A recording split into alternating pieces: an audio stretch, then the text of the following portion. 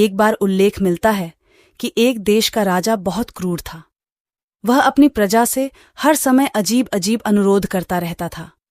उसकी प्रजा और विशेषकर उसका एक मंत्री उससे बहुत तंग आ गया था। वह मंत्री बहुत अच्छा हृदय और बुद्धि वाला था। मंड एक अच्छे इंसान थे, जिसकी वजह से देश के हालात काफी बेहतर थे।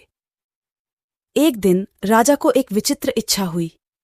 उसने अपने वजीर को आदेश दिया कि मेरे लिए एक ऐसा महल बनवाओ जिसे ऊपर से नीचे तक बनाना है, और यदि वजीर 10 दिन के भीतर काम शुरू नहीं करा सका तो उसका सिर काट दिया जाएगा। वजीर बहुत परेशान था। अब क्या किया जाए? हालांकि जब वह अपने घर पहुंचा तो उसने अपनी पत्नी को पूरी कहानी सुनाई। पत्नी ने सुझाव दिया कि आप अल्लाह से मदद मांगें। वजीर ने तुरंत वुजू किया और 2 नफ़िलें पढ़ीं और अल्लाह से दुआ की।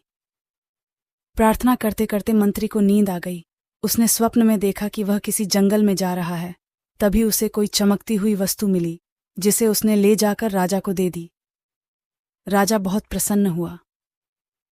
सुबह होने पर मंत्री ने सारा स्वप्न अपनी पत्नी को बताया तो पत्नी ने तुरंत कहा, जंगल में जाओ, वहां तुम्हें सहायता मिलेगी। अगले दिन मंत्री चले गए और वह जंगल की ओर निकल गया। वह थोड़ा आराम करेगा और फिर चल देगा। वह 5 दिन तक चलता रहा, लेकिन कोई सफलता नहीं मिली।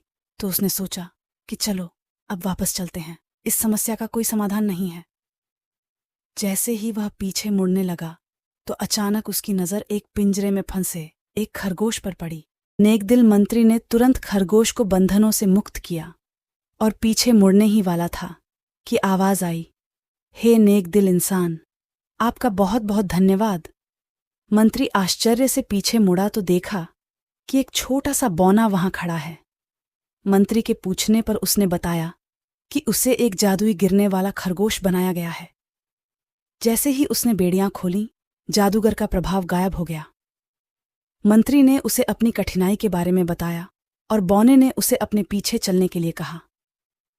चलते चलते वह मंत्री को एक गुफा के पास ले आया और उसे अंदर जाने के लिए कहा।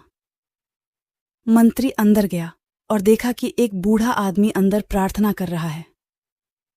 मंत्री ने उसका स्वागत किया और उसे अपनी समस्या के बारे में बताया। बुजुर्ग ने मुस्कुराते हुए कहा, बेटा कोई बात नहीं, और साथ ही उन्होंने मंत्री को एक तोता दिया कि इसे अपने साथ ले जाओ, इससे तुम्हारी मदद होगी।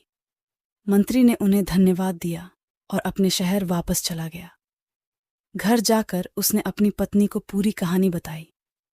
अगले दिन वह राजा के महल में गया और राजा से कहा कि आप मेरे साथ चलें और देखें कि मैं ऊपर से नीचे तक कैसा हूं, कि और एक महल का निर्माण करें।